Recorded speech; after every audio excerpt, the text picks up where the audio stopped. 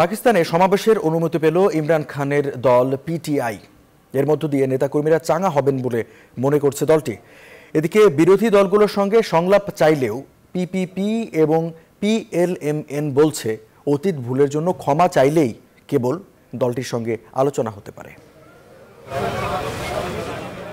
সম্প্রতি বেশ কয়েকটি মামলায় জামিন পেয়েছেন পিটিআইয়ের প্রতিষ্ঠাতা ইমরান খান। যদিও আরও কয়েকটি মামলার রায় ঝুলে থাকায় এখনও কারাগারেই থাকতে হচ্ছে পাকিস্তানের সাবেক প্রধানমন্ত্রীকে। এই পরিস্থিতিতে ইমরান খানের দলকে শর্ত সাপেক্ষে সমাবেশ করার অনুমতি দিয়েছে সরকার। এতে দলটির নেতা কর্মীরা বেশ চাঙা হবেন বলে মনে করা হচ্ছে।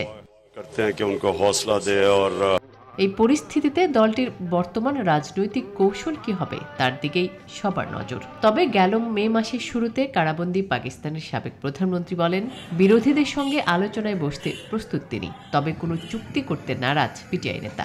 ইমরান খান বলেন যিনি দেশ ছেড়ে পালাতে চান বা কারাদণ্ড এড়াতে চান তারাই চুক্তি করবেন। তবে দেরিতে হলেও এ নিয়ে মুখ খুলেছে ক্ষমতাসীন জোটের শরিক দলগুলো।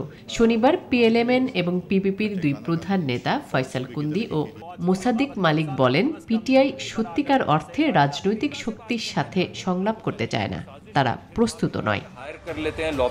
আর লাহোরে খাইবার পাখতুনখাওয়ার গভর্নর ফয়সাল করিম কুন্দি বলেন পিটিআইয়ের সাথে আলোচনা তখনই হতে পারে যখন দলটি তার ভুলের জন্য ক্ষমা চাইবে। আসমাতুলি, নিউজ 24।